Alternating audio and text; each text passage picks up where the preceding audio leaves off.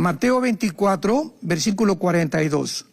Velad pues porque no sabéis a qué hora ha de venir vuestro Señor. Lo vuelvo a repetir 2 veces. ¿A qué hora? Versículo 44. Por tanto, ustedes también estén preparados, porque el Hijo del Hombre vendrá a la hora que no pensáis. No dijo al mes, no dijo al año. Otra vez, por tercera vez, lo vuelvo a repetir, a la hora. Versículo 50. Vendrá el Señor de aquel siervo el día que no espera y a la hora que no sabe. Otra vez, el día y la hora.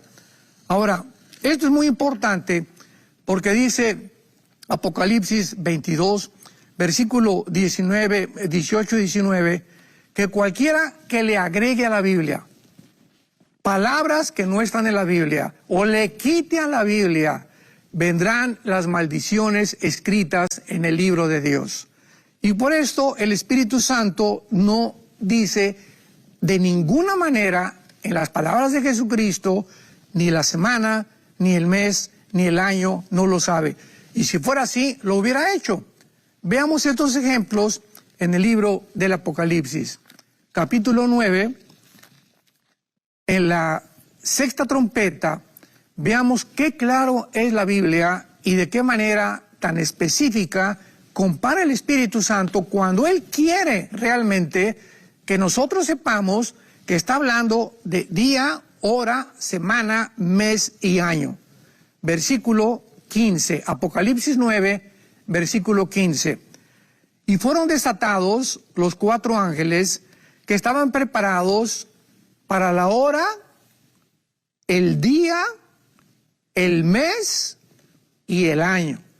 Las 4 estaciones, ¿verdad? O los 4 periodos de tiempo, claramente el Espíritu Santo los denota, a fin de matar a la tercera parte de los hombres. Otro versículo, capítulo 11, Apocalipsis, versículo 2. Pero hablando de los testigos, el patio que está fuera del templo, déjalo aparte, y no lo midas, porque ha sido entregado a los gentiles, y ellos hollarán la ciudad 42 meses. Aquí el Espíritu Santo ya no dice ni día ni hora, anteriormente dice día, hora, mes y año, y aquí pone claramente una cifra de 42 meses que son 3 años y medio.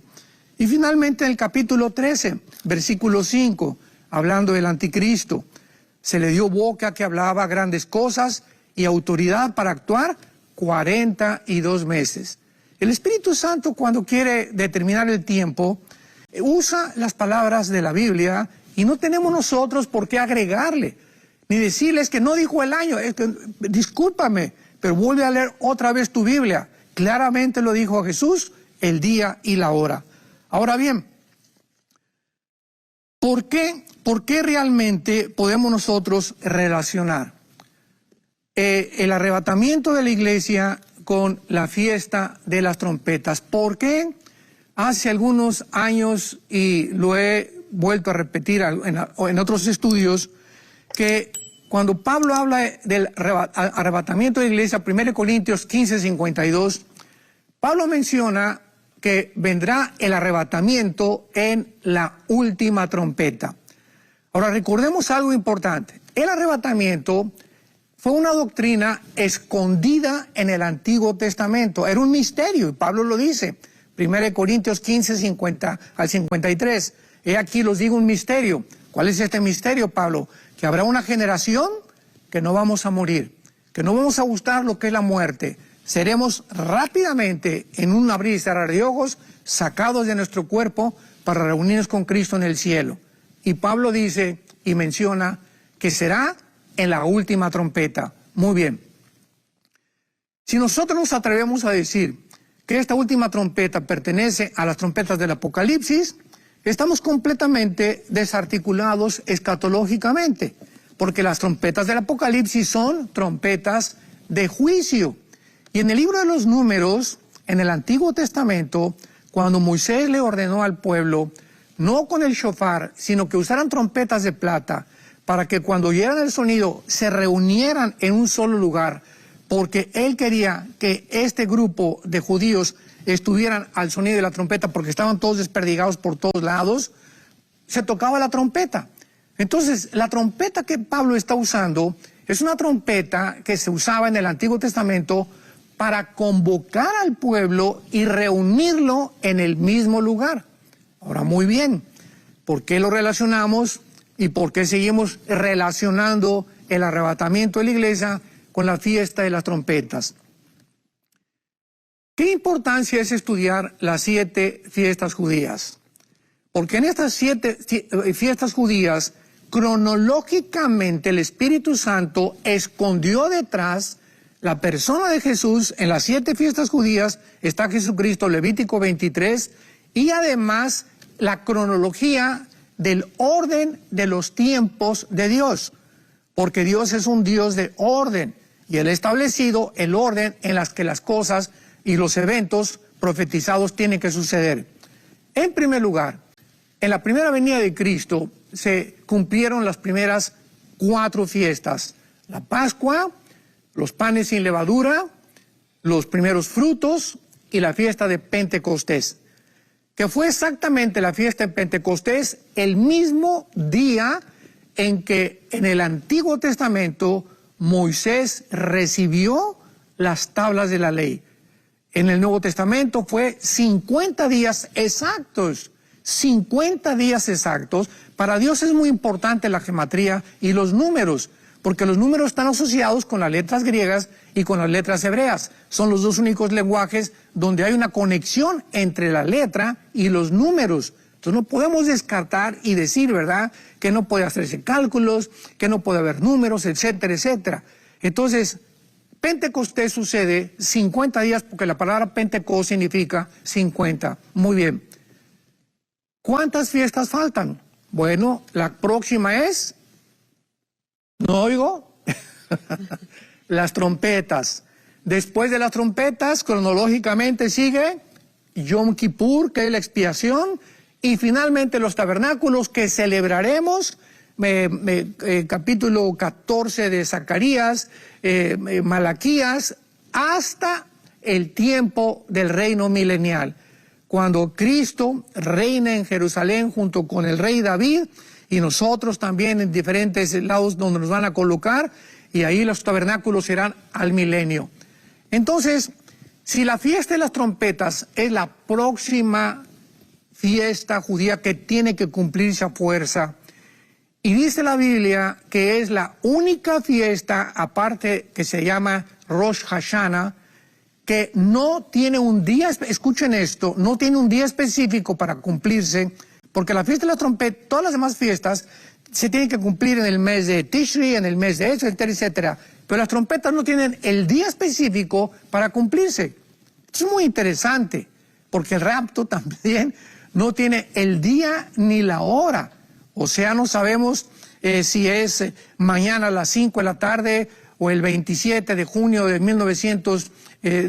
2024, etcétera, etcétera.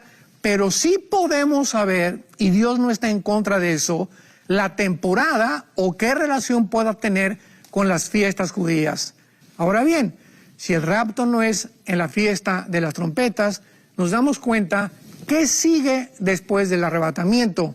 Yom Kippur. ¿Qué es Yom Kippur?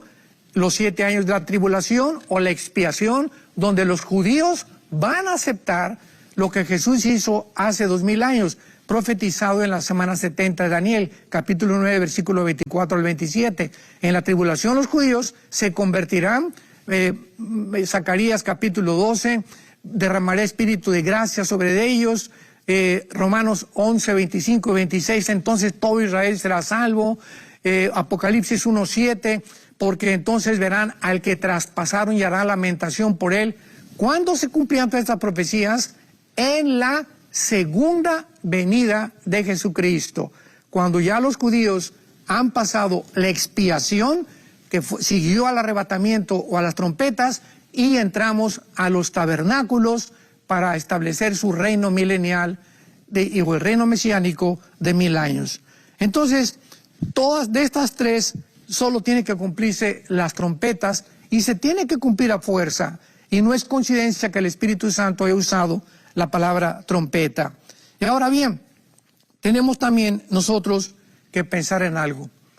Es que el hermano Alducin dijo que Cristo venía en el 2000, que la segunda venida de Cristo era en el 2028.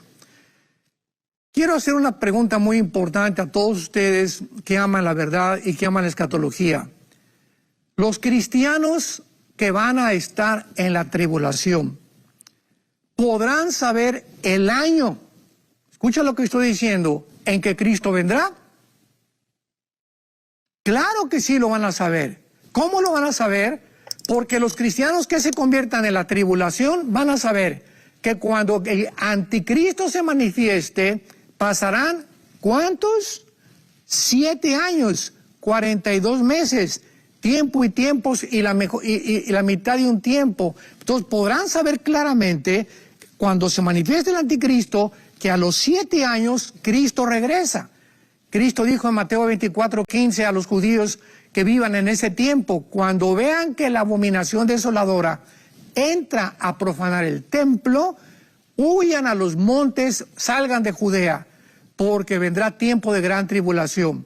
Pregunta, ¿cuándo el anticristo va a violar y profanar el templo? A los 3 años y medio. O sea, los que se encuentren ahí y vean al anticristo, es la exhortación de Cristo, y vean ustedes que la abominación desoladora entre y viola el templo, córranle, porque de ahí en adelante quedan 3 años y medio, que son los 3 años y medio finales de la semana 70 de Daniel. Así que esos cristianos sabrán, en 3 años y medio viene Jesucristo. Ahora, ¿podrán estos cristianos ser calificados como herejes? ¿Hizo Dios alguna diferencia entre que ellos iban a saber el año y nosotros no tenemos la probabilidad de saberlo? Bueno, tenemos que pensar seriamente en esto, porque nos aventuramos a decir, es que Jesús dijo el día y la hora, el mes y el año. Jesús no dijo eso, vuelvo a repetirlo. Volvemos a leer la Biblia y volvemos a ver claramente la cronología de los tiempos de Dios. Y finalmente, Rebeca, hay una cosa muy importante que tenemos que aclarar también. La famosa parábola de la higuera. Porque pues muchas personas se preguntan cómo podemos sacar cálculos, cómo podemos saber que Cristo viene. No estamos diciendo otra vez, yo no he violado las Escrituras. El día que ustedes oigan el doctor Alducin o el pastor Alducin dijo que a las 5 de la tarde del 27 de junio del 2023 viene Cristo, en ese momento soy un falso profeta. Porque Jesús lo especificó. El día y la hora nadie la sabe, ni los ángeles que están en el cielo. Pero veamos la parábola de la higuera en penúltimo lugar, en Mateo 24:32, donde Jesús, después de todas las señales que nos da, antes en el capítulo 24 en Mateo, nos da la clave, nos da un misterio que ya se revela por el Espíritu Santo muy claramente, diciéndonos estas palabras. De la higuera aprende la parábola. ¿Quién puede negar que la higuera es Israel? Nadie. Jesús, cuando maldijo la higuera en el camino de regreso a Jerusalén con sus apóstoles, no sabían que tenía un significado espiritual, que estaba maldiciendo a Israel. Y por todo el Antiguo Testamento, claramente la Biblia especifica y compara a la higuera con Israel. Entonces, ¿de qué está hablando Cristo? De Israel. De la higuera aprendan la parábola. Israel será la señal más importante que les voy a dar. Cuando ya su rama está tierna y brotan las hojas, saben que el verano está cerca. Así ustedes, cuando vean, cuando sean testigos de estas cosas, ¿de qué cosas? De que la higuera, que Israel comienza a reverdecer, conozcan que está cerca, a las puertas. De cierto les digo que no pasará una generación hasta que todo acontezca. ¿Qué está diciendo Jesús? Cuando ustedes vean que Israel, esto sucedió el 14 de mayo de 1948. ante los ojos expectantes del mundo y los más grandes escépticos y ateos, sociólogos e historiadores, Israel, casi después de 2000 años, regresaba a su tierra, como estaba profetizado en Isaías 66 también. ¿Quién vio nacer a una nación en un solo día? Dice Isaías. Entonces, Israel, ante los ojos incrédulos después de 2 guerras mundiales, regresa a su tierra después de casi 2000 años de haber sido expatriados y sacados y desplegados, extendidos por todas las naciones. Ahora, cuando Jesús dice que el momento en que Israel regrese o reverdezca, una generación pasará sin que estas cosas dejen de cumplirse, ahora nuestra tarea es buscar en la Biblia y escudriñar a qué se refiere Jesús con una generación. Bueno, hasta Moisés y hasta Josué, las generaciones eran de más de 100 años. Josué fue el último individuo en la Biblia que pasó los 100 años y Moisés a los 120 desde luego. Y de ahí en adelante, el mismo Moisés, en el Salmo 90, versículo 10, escribe que una generación es aproximadamente de 80 años.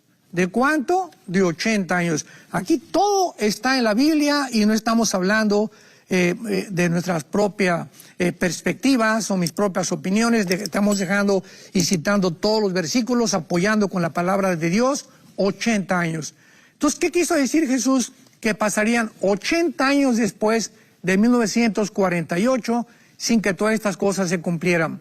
Llegamos al año 2028, que fue el cálculo que yo hice, le sumo a 48, 80 años, llegamos al 2028. ¿Estoy siendo un falso profeta? ¿Qué dice la ley de los falsos profetas en el libro de Deuteronomio en el Antiguo Testamento? Cuando un profeta hable y no se cumpla lo que dijo, entonces sabemos que fue un falso profeta. Pregunta, ¿ya llegamos al 2028 para ser yo considerado un falso profeta? No hemos llegado todavía, ¿verdad? Y si una generación no es 80 años, y si el 48, 80 años, quitándole los años bisiestos y el calendario judío que es de 360 días con el calendario gregoriano que es de 365 en nosotros, es una aproximación más o menos, no sabemos el mayo del 28, etcétera, etcétera. Ahora muy bien, si yo estoy equivocado y por eso me están agrediendo y tachándome, lastimando a mi familia, a mis hijos, a nuestros nietos, cumplo este año 46 años de estudiar las profecías bíblicas, 46 años de estudiar, ha sido mi pasión la escatología. Y si yo estoy equivocado en haber dado el 2028, cuando llegue el 2028 me pueden crucificar. Y yo, sinceramente, si llega el 2028 y no ha pasado todo esto, yo les pediría perdón. ¿Por qué no? No hay ningún siervo de Dios que haya sido exacto en todo lo que dijo. Pero no hemos llegado al 2028 para que yo sea condenado. Y nos damos cuenta, estamos a punto de una guerra nuclear, estamos a punto de la desarticulación de Europa, que surja el nuevo imperio, el antiguo imperio romano en su segunda etapa, de acuerdo a Daniel capítulo 2, estamos ante un nuevo orden económico internacional, estamos ante situaciones en las que ¿quién puede dudar que nos encontramos en los últimos tiempos? 2 años de pandemia nos confinan, por primera vez en la historia, nos damos cuenta que todo se apaga, ya no hay risas, todos enmascarados, viene la imposición después de las vacunas, etcétera, etcétera. Pero hemos pasado 2 años y entramos a este tercer año donde surge la guerra entre Irak y entre Rusia, donde he hablado bastante en mis videos y pueden ustedes verlos en YouTube y poder juzgar realmente que lo que estamos diciendo no es tan desaventurado ni tampoco para ser juzgados como falsos profetas. Voy a repetir, si en el 2028 yo pido perdón porque Jesús no vino y me equivoqué, bueno, los amilianistas, ¿verdad? O los hermanos en Cristo que no creen en las profecías bíblicas de los últimos tiempos, que no creen en el rapto, que no creen en la semana 70 de Daniel, que no creen en el milenio, los amilianistas, ¿verdad? Como mi hermano Michelet, que cita a este señor en uno de los últimos videos. El hermano Michelet es amigo mío, yo lo admiro, es un grande hombre de Dios, es un grande predicador. Pero en la línea escatológica, él no piensa como yo, ni lo voy a obligar a pensar como yo. Pero yo lo amo y lo respeto y jamás me atreveré a atacarlo porque él no cree en el milenio, ni tampoco cree en la tribulación. ¿Por qué? Porque es la línea escatológica de este tipo de cristianos que tienen otra línea diferente a los pretribulacionistas a los cuales yo pertenezco.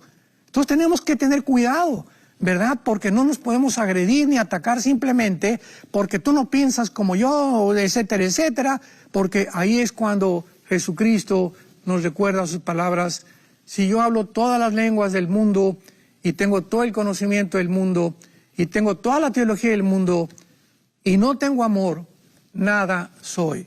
Jesús no está viendo quién está mejor en su línea escatológica, si los pretribulacionistas o los amilianistas. Jesús está viendo que el amor todo lo sufre, todo lo espera, todo lo perdona, no busca lo suyo, no guarda rencor.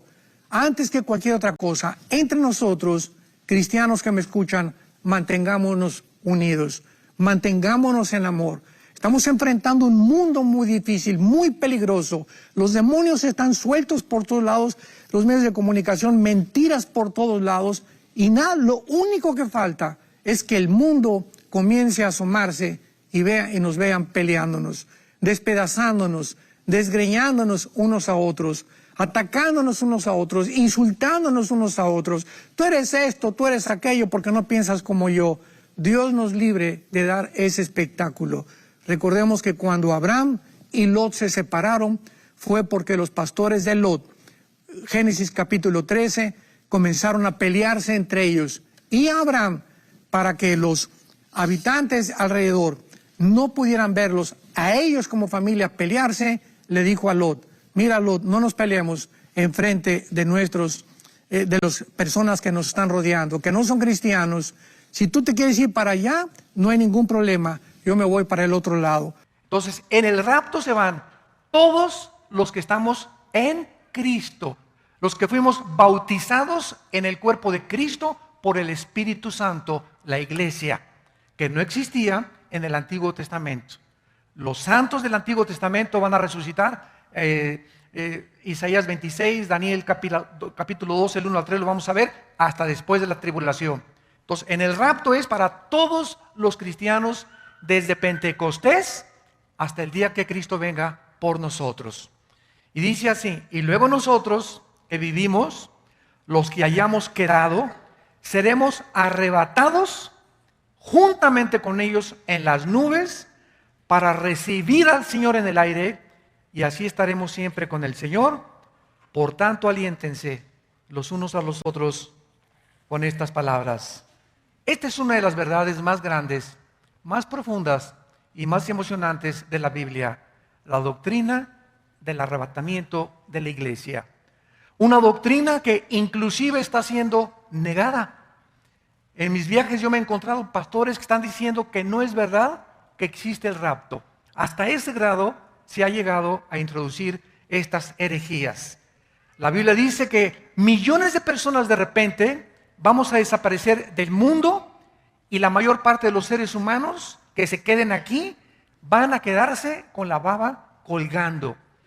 Van a preguntarse, ¿verdad?, qué pasó. Los periódicos mañana en la mañana o el día que pase el arrebatamiento, los medios de comunicación, Fox News, CNN, Televisa, ¿verdad?, Televisión Azteca, Telemundo, Univisión, todos los sistemas masivos de comunicación. Desaparecieron millones de personas de repente, voltearon millones de personas y ya no está la esposa, ya no está tu esposo, ya no están tus hijos, ya no están los bebés en los hospitales, aviones que se van a estrellar porque los pilotos desaparecieron, grandes accidentes de tránsito en todas las carreteras porque de repente choferes desaparecieron de sus vehículos, y va a ser un caos internacional.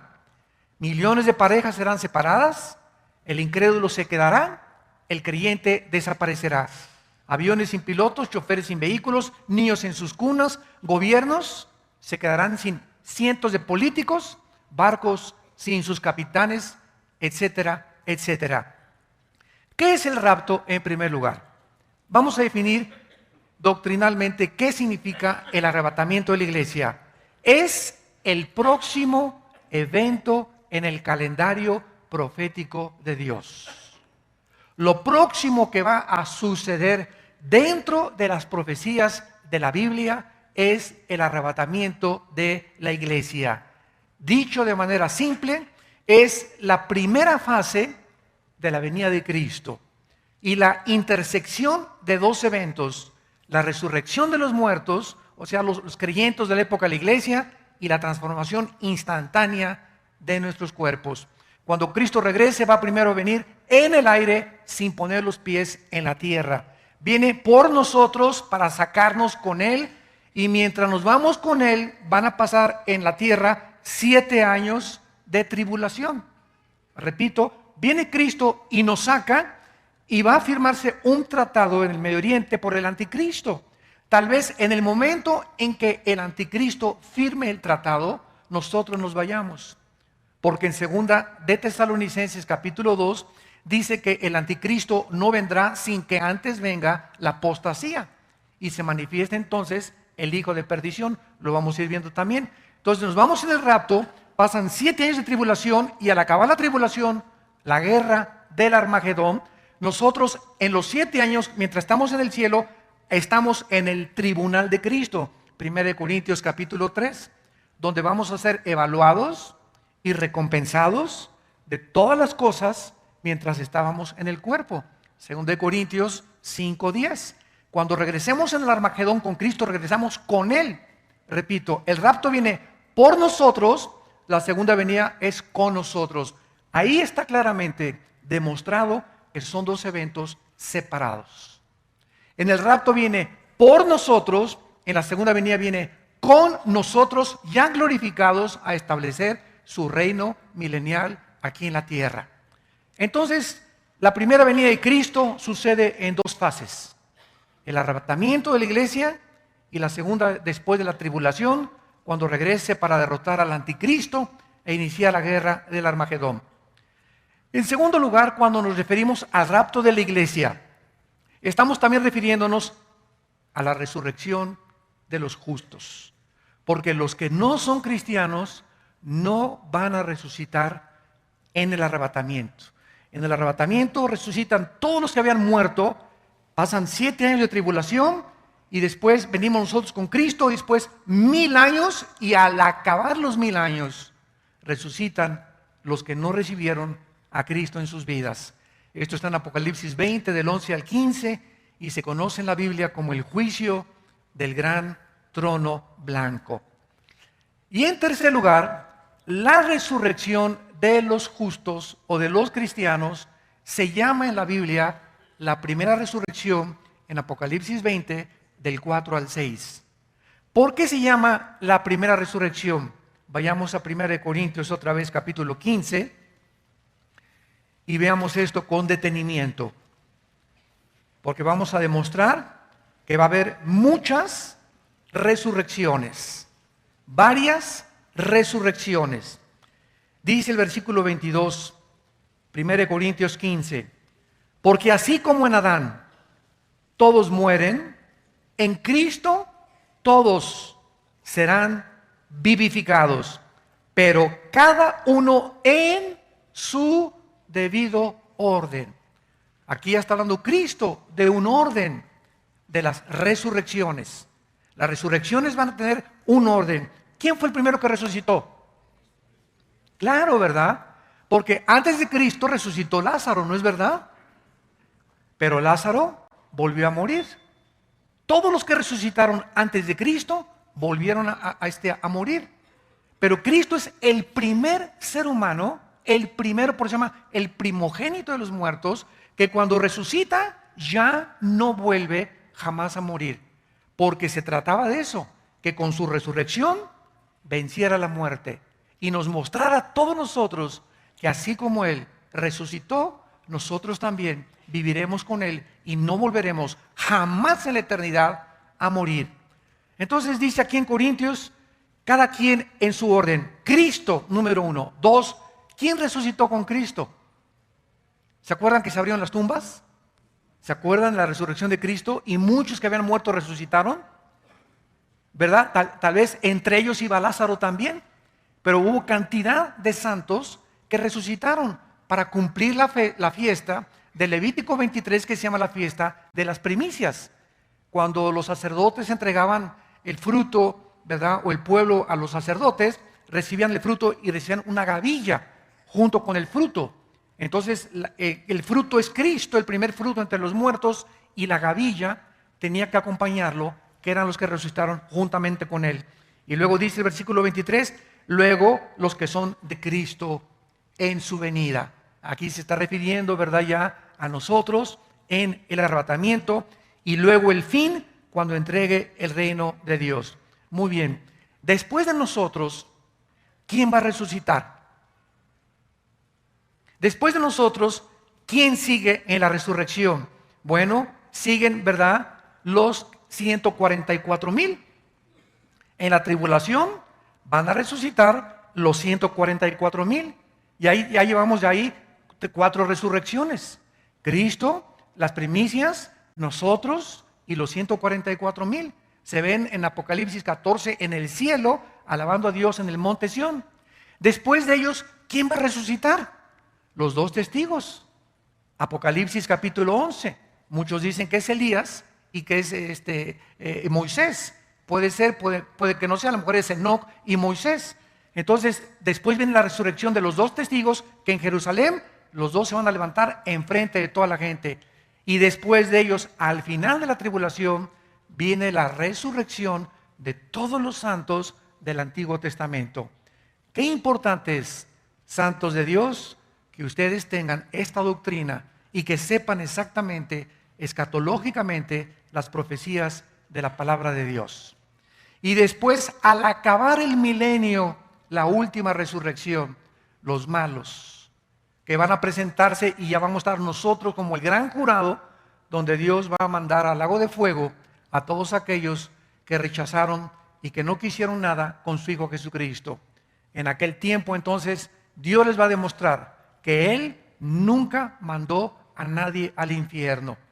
Como me dijo una vez una viejita, ay, hermano Alducin, Dios es más bueno que San Crisóstomo. Le dije, sí, Dios es bueno, claro, Dios es amor.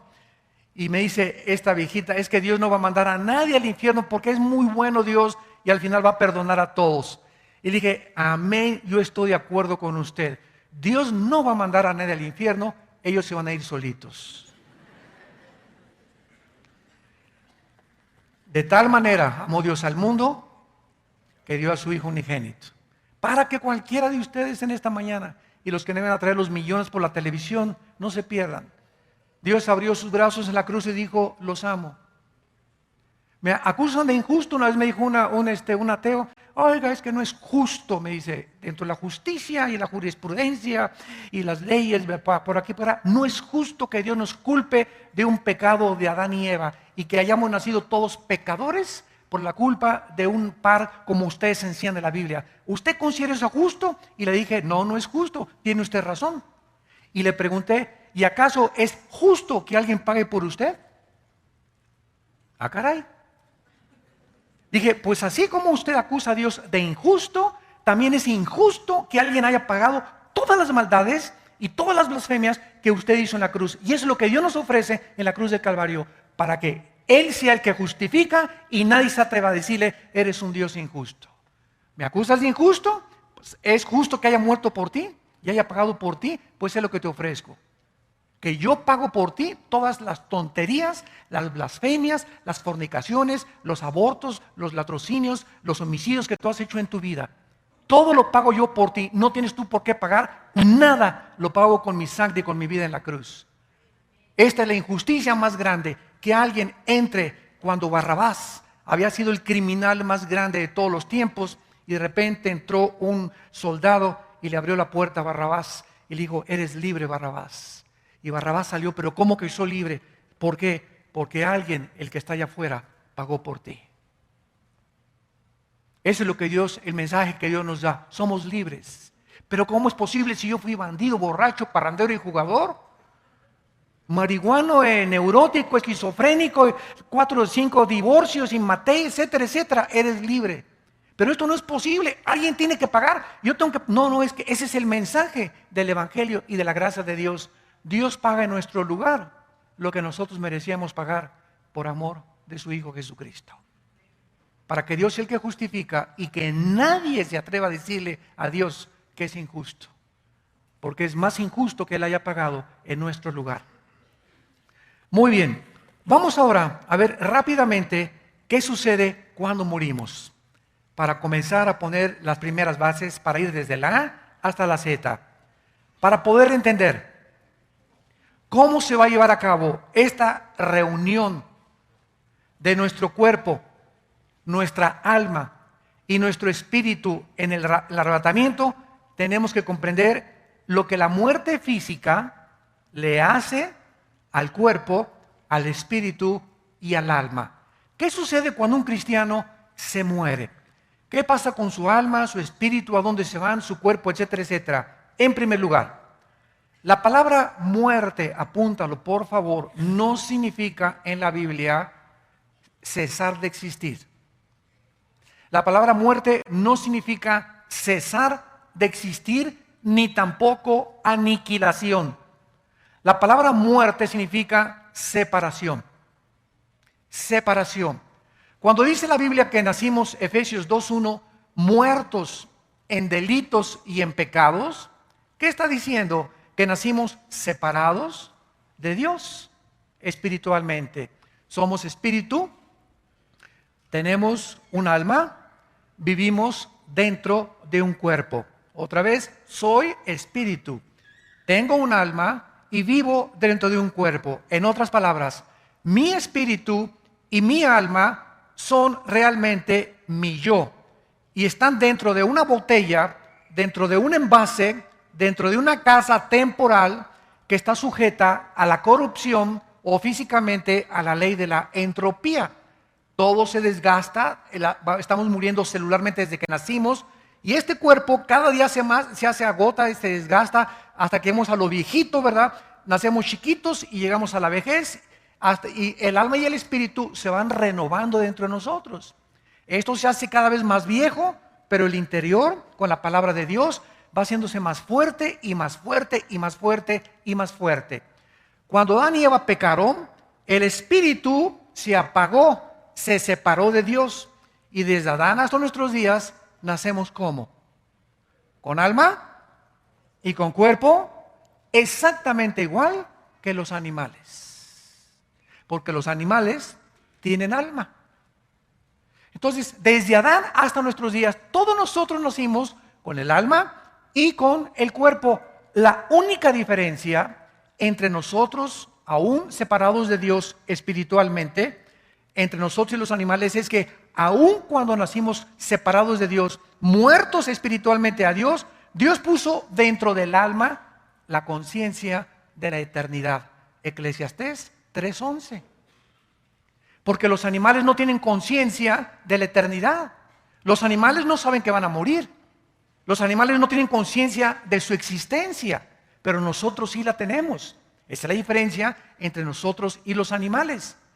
Cuando Cristo vivía, se acercó a un hombre llamado Nicodemo. Religioso, le decían San Pancracio de Tlalnepantla. Religioso y cumplía con toda su religión, iba a su iglesia miércoles de ceniza, se iba de rodillas a la villa, etcétera, etcétera. Religiosísimo Nicodemo, como todos los fariseos. Nicodemo se acercó a Cristo con su alma y con su cuerpo. Juan capítulo 3, y le dijo a Cristo: Rabí, sabemos que tú has venido de Dios por las cosas que tú has hecho. Y Cristo lo paró en seco. Ya no lo dejó seguir platicando. Y le dijo: Nicodemo, tienes que nacer de nuevo.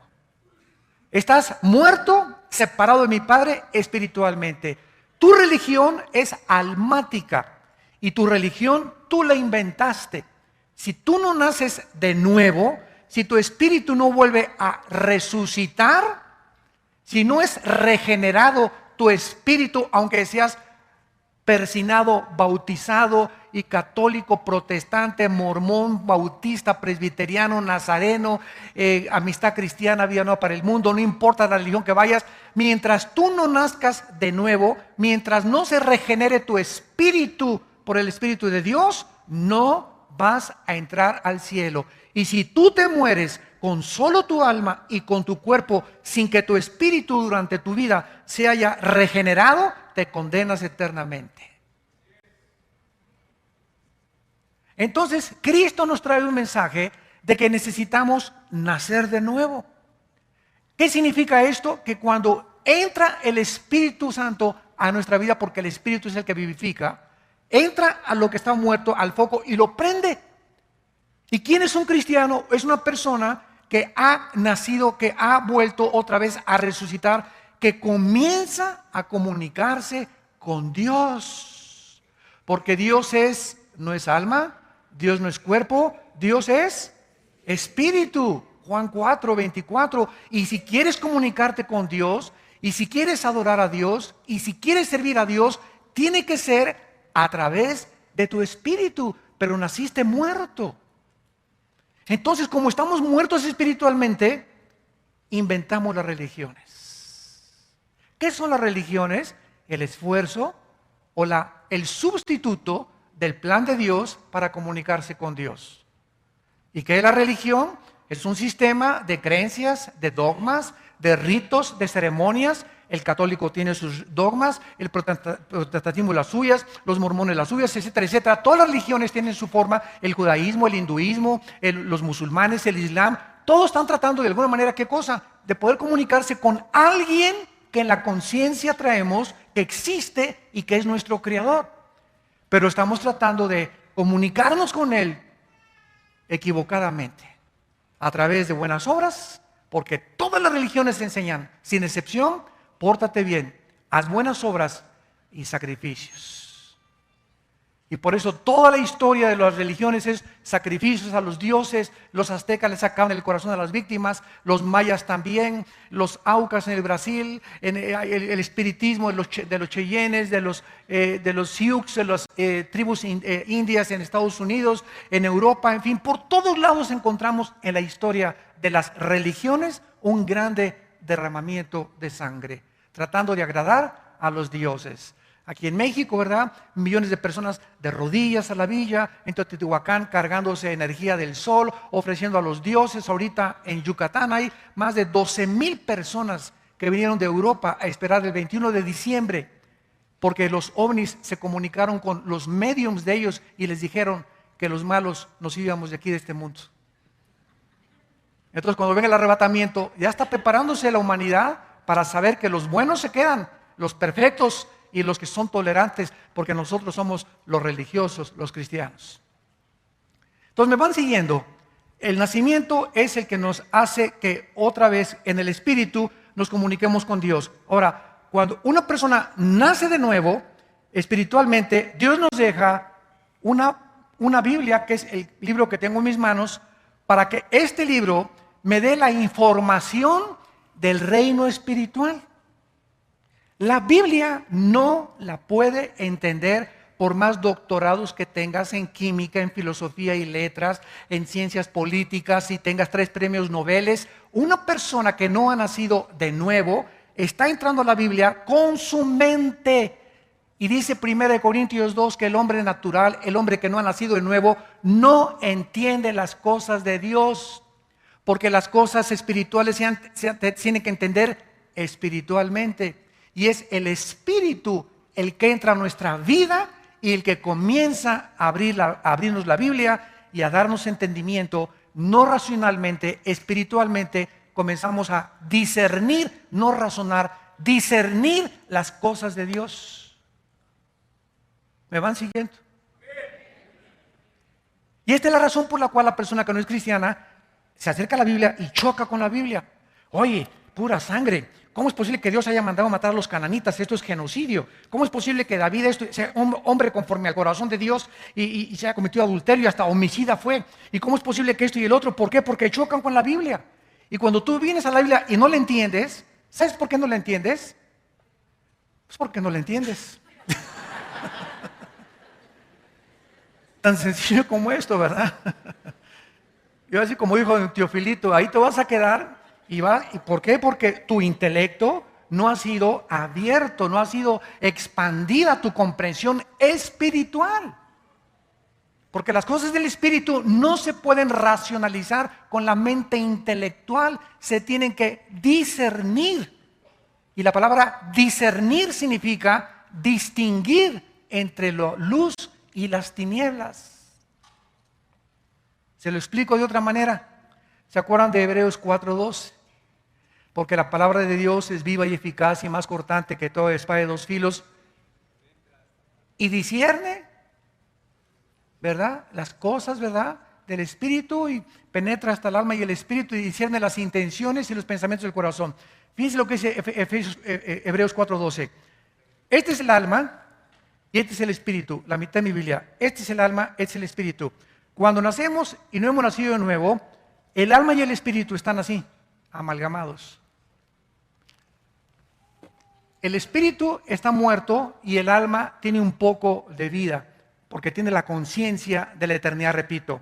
Entonces, para la persona que no tiene a Cristo, todo es gris. Una persona que no tiene a Cristo no puede distinguir claramente el bien y el mal. Bueno, sabe que matar es malo, todas las tribus africanas lo saben, los ignorantes lo saben que robar es malo, que el adulterio es malo, que una muchacha no debe casarse más que virgen. Son conceptos que ya trae el alma humana, la ley escrita en el corazón, la conciencia, pero no distingue claramente qué es realmente, qué es bueno y qué es malo a los ojos de Dios. No, pues todo el mundo ahorita vive en pecado y se acuesta con su novio y cuando nos casemos vamos pero antes de casarnos puedo tener relaciones sexuales, el matrimonio gay no hay ningún problema, el aborto no hay ningún problema. Se dan cuenta, ya en las cosas profundas ya no hay distinción. Ya está así, ya no saben quién es bueno, quién es malo, quién tiene la verdad, quién no tiene la verdad. ¿Será fumar marihuana bueno? ¿Será malo? ¿Será tener 3 esposas bueno? ¿Será malo? Ya no hay distinción. Entonces la palabra de Dios, dice en Hebreos 4:12, cuando entra, separa el alma del espíritu. Solo la palabra de Dios me pone aquí el espíritu y me pone el alma. Y entonces Dios comienza a comunicarse a mi espíritu y mi espíritu comienza a mandarle la información a mi alma para cambiar mi manera de pensar. Nadie puede cambiar a un ser humano su manera de pensar más que la Biblia. Nadie. Por más que tenga 5 idiomas y políglota y culto, nadie puede cambiar tu manera de pensar más que la Biblia. Entonces, la Biblia, Romanos 12:2, no se conformen a este mundo, sino transfórmense. El espíritu, la comunicación al espíritu viene de este libro. Mi espíritu solo puede tener contacto con Dios a través de la Biblia. Entonces la Biblia se comunica a mi espíritu, me comienza a mostrar las cosas de Dios, mi espíritu le comienza a pasar la información, escúchenme, a mi alma, a mi mente. El alma está en la mente. Mi mente comienza a ser transformada. Híjole, tengo que tratar bien a mi esposa. El adulterio no va a ser bendición. Tengo que obedecer a mis padres, tengo que pagar impuestos, tengo que hacer esto, comienzo mi mente a cambiar, yo tengo que mi dinero dárselo a Dios, muchas cosas comienzan a ser transformadas en mi manera de pensar. Ya no soy el que yo era antes de que mi espíritu estuviera muerto. Y una vez que mi alma comienza a ser transformada, mi alma comienza a gobernar mi cuerpo. Y mi cuerpo se comienza a convertir en mi esclavo. Que quiero una pizza a las 2 de la noche, cállese, no le doy nada. Que esa muchacha comienza a relinchar como caballo de las muchachas, ¿verdad? Nada, Señor, ayúdame, ¿verdad? Mi esposa nada más. Y comienzo a decirle a mi cuerpo las pasiones que están dentro de ese cuerpo. Aquí en el cuerpo opera el pecado. Aquí operan los demonios no operan en el espíritu. Porque no hay comunión entre el espíritu y las tinieblas. Si hay demonios en tu vida, no están en tu espíritu. Por eso un cristiano no puede ser poseído, porque le pertenecemos a Dios. Pero puede ser influenciado en tu cuerpo y gobernar tu cuerpo y dominar tu cuerpo y crear de la pornografía un hábito, una obsesión, del alcoholismo, de las drogas, del odio, etcétera, etcétera, que infectan a tu alma. Porque cuando el cuerpo no se somete al alma, la mente es infectada. Entonces se dan cuenta cómo es y cómo opera mecánicamente la transformación bíblica del cristiano. El espíritu tiene que nacer de nuevo, el espíritu tiene que ser alimentado con la palabra de Dios. Mientras más leo la Biblia, mientras más medito, mientras más tengo comunión con Dios, más mi mente se renueva. Y mientras más se renueva mi mente, más fuerte soy mentalmente, porque mi cuerpo trae una fuerza como ustedes no se imaginan. Cristo se lo dijo en Getsemaní: el espíritu está presto, pero la carne es débil, débil, débil, débil. Y por eso le pregunto a una persona: ¿por qué fumas? ¿Qué no sabes que el cigarro te infecta las encías, la laringe, el esófago, todo, y que el alcohol te amuele el hígado? Sí, sí lo sé, hermano, pero no puedo dejarlo de hacer. O sea, esa persona tiene una fuerza en el cuerpo mucho más grande que su fuerza de voluntad. Yo sé que la pornografía me afecta, pero soy adicto. Hay algo que me lleva a la pornografía y que yo sé que está mal, pero me lleva contra eso, y veo que mi cuerpo vence a mi alma, vence mis pensamientos. ¿Por qué? Porque tu alma no está renovada. Eres débil mentalmente y la fuerza de voluntad no sirve. Dice en Romanos 8: si por el espíritu vences la carne, vivirás. Muy bien. Una vez que hemos comprendido más o menos esto, vamos a ver ahora a continuación, en segundo lugar, en el capítulo 35 del libro del Génesis, la diferencia entre el espíritu y el alma. Hay algunas enseñanzas de algunas iglesias que enseñan la famosa dicotomía, dicodos, que el alma y el espíritu es lo mismo y que son términos intercambiables. ¡Qué gran error! Tanto etimológicamente, la etimología es la rama de la ciencia que estudia la raíz de las palabras. Y saben ustedes que casi todos los lenguajes vienen del latín y del griego. Entonces, cuando estamos una etimología o cuando estamos hablando de palabras, qué importante es definir qué estamos diciendo, ¿verdad? Yo en mis debates que tengo con los ateos o con comunistas o con musulmanes en la televisión, en el radio, siempre me enfrento con lo mismo. Me encuentro con personas que quieren debatir conmigo y están usando términos que ni ellos mismos conocen. Entonces tengo que regresar: oye, ¿qué quieres decirme con lo que tú me estás, con esa palabra que usaste? Entonces, cuando comenzamos a definir los términos, comenzamos ya a aclarar un poco más la comprensión de la mente para poder tener un diálogo más comprensible o más racionalmente contra estas personas. En Génesis 35, en el versículo 18 y en el versículo 29, encontramos, como más adelante en el Nuevo Testamento, muchos más, que el alma y el espíritu son dos entidades totalmente diferentes. Dice así Génesis 35, 18. Aconteció que al salírsele, ¿qué cosa? Apúntalo ahí en tu Biblia. Esa palabra alma es la palabra hebrea nepesh, así como suena, N-E-P-E-S-H, nepesh. La palabra, la letra o las letras SH en el hebreo se pronuncian en hebreo como J. Entonces se pronuncia nepej. Y los judíos, como los alemanes, ponen mucho énfasis en el j. No voy a hacer otra cosa, ¿verdad? No se asusten. Nepej. Todos, por ejemplo, dicen Yeshua HaMashiach, o sea, Jesús el Mesías. Se escribe Mashiach, Jesús el Mesías en el hebreo, pero se pronuncia la CH, Yeshua HaMashiach. Y siempre pronuncian dándole mucho énfasis a la palabra J en el hebreo. Entonces la palabra nepej, alma. Ahora el versículo 29. Y exhaló Isaac, ¿qué cosa? El ruach, que se escribe R-U-A-C-H, ruach en el hebreo. Y se pronuncia igual, ruach.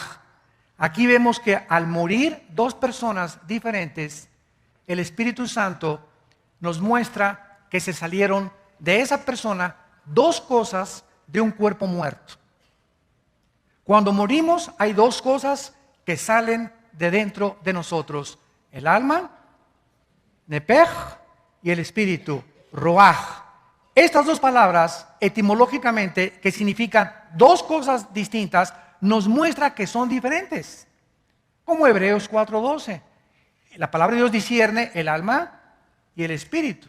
1 Tesalonicenses 5:23, para que todo vuestro ser, espíritu, alma y cuerpo sean guardados irreprensibles en la venida de Cristo.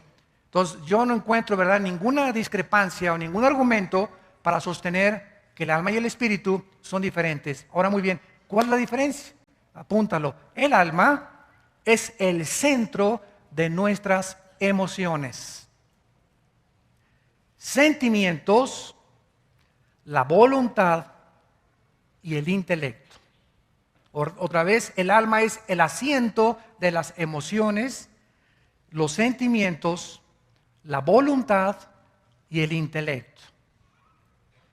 Y el espíritu es la parte inmaterial del ser humano a través de la cual conocemos, servimos y adoramos a Dios, porque Él es espíritu. Otra vez, no se conoce a Dios con el alma, con la mente, se le conoce en el espíritu. El espíritu le pasa la información a la mente. En segundo lugar, no podemos a Dios servirle a través de nuestras obras muertas, sino a través de nuestro espíritu.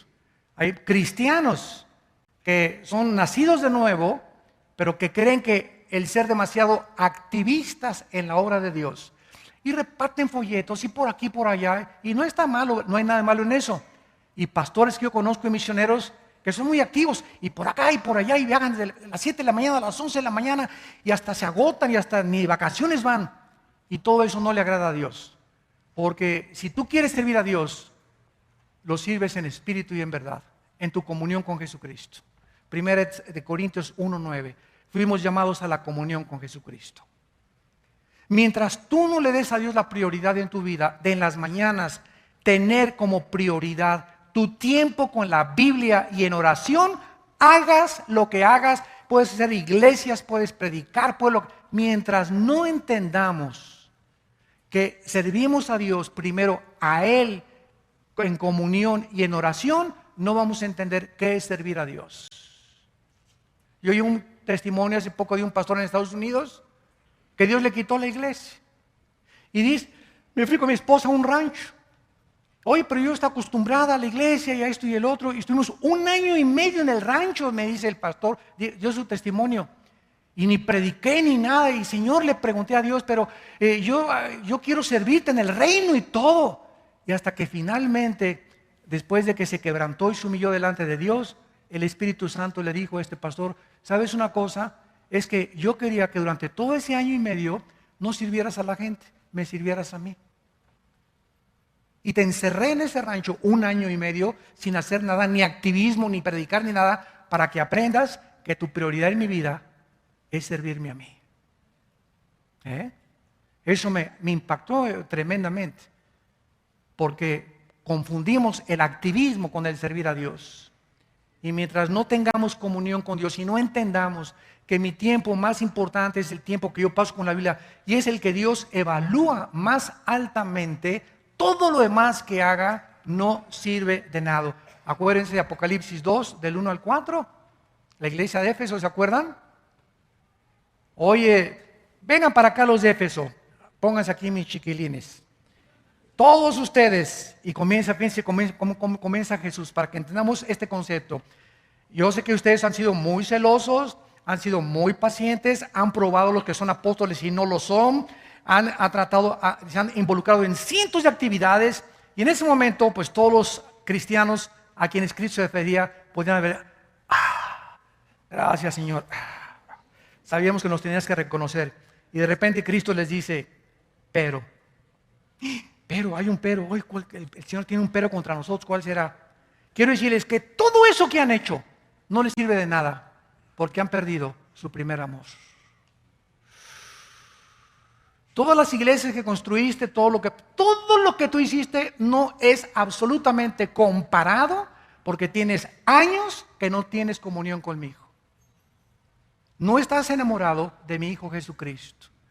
Y le dice Cristo, arrepiéntanse. Fíjense nada más, arrepiéntense y regresen a sus primeras obras, porque si no se arrepienten y no regresan a mí y dejan tanta actividad para dedicarse más a mí, a darme tiempo, les quito el candelero de su lugar. En otras palabras, ¿qué significa esto? Que si tú no entiendes que nosotros somos testigos al mundo y brillamos, y el poder que tenemos para hablar de Cristo es de nuestra comunión con Él, si comenzamos a hablar los activistas, lo hacemos en la carne, y quitar el candelero significa que perdemos nuestro poder espiritual.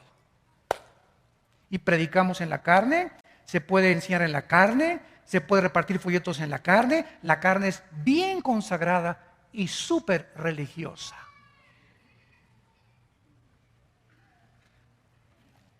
Muy bien, veamos ahora a continuación, ¿verdad? Entonces, que al morir, ¿qué pasa? Espíritu, alma y cuerpo. Al morir el cristiano, el alma y el espíritu del cristiano, al morir, si te mueres hoy a las 5 de la tarde saliendo aquí te atropella un camión, inmediatamente subimos al cielo. Inmediatamente, 2 Corintios 5, 9 al 10, ausentes del cuerpo, presentes en el Señor. Lo vamos a demostrar.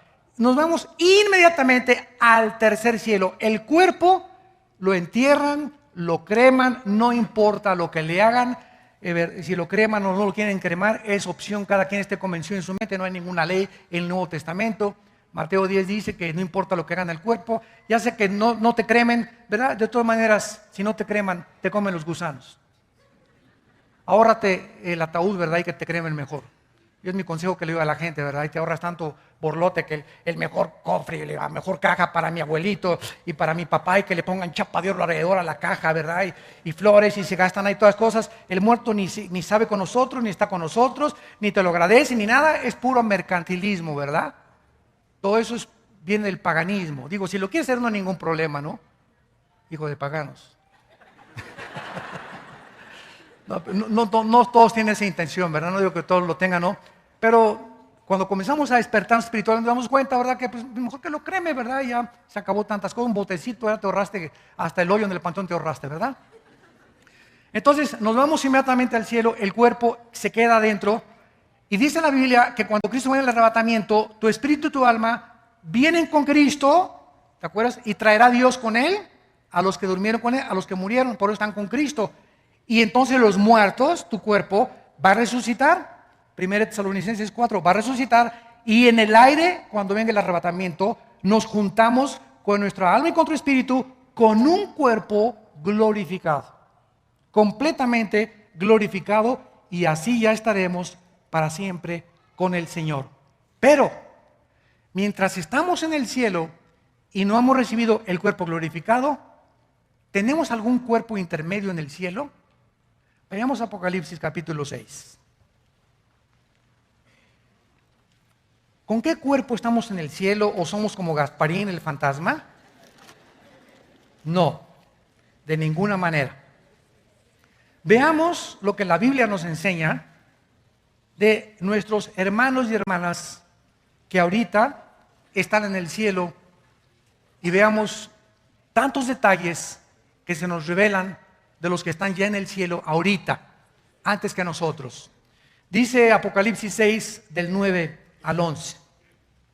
Cuando abrió el quinto sello, vi bajo el altar las almas. O sea, Juan estaba viendo con sus ojos, vio almas. Si fueran como Gasparín, incorpóreos, inodoros, transparentes, ¿verdad? No podía ver nada. Vio algo y él sabía que eran las almas. O sea, el ego, el yo de estas personas muertas.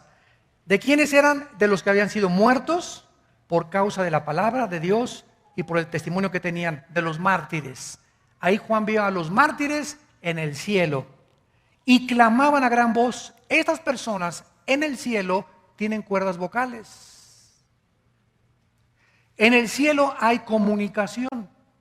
Estos muertos no están así, ¿verdad? En un ambiente. No, ¿verdad? Se pueden comunicar y se pueden comunicar con Dios. Y nos damos cuenta entonces que tienen cuerdas vocales. Que hay todavía, el cuerpo está abajo en la tumba, pero las almas se pueden comunicar. Porque está comprobado, ¿verdad? Que, por ejemplo, el cerebro no es el que hace los pensamientos. Ustedes saben que fue uno de los argumentos más fuertes que yo he encontrado contra el ateísmo. El ateísmo establece que somos materia, básicamente el materialismo. Y el ateísmo se estrella porque tú le dices a un ateo, oiga, espérenme una cosa, pero la materia nunca producirá los pensamientos. I'm just me, and you're just you. But somehow, that's everything we need.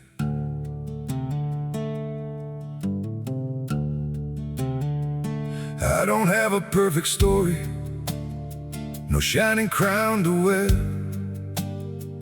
just a heart that keeps on choosing you in every prayer.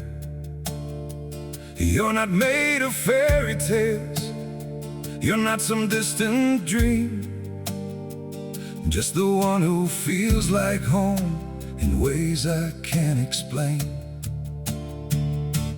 I'm just me and you're just you, nothing more, but it feels true.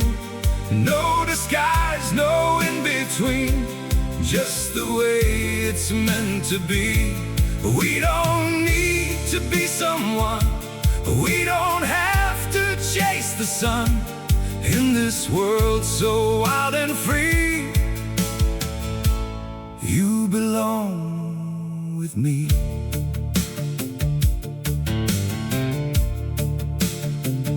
We're not written like a story people talk about for years, but in every quiet moment, you're the one I feel so near.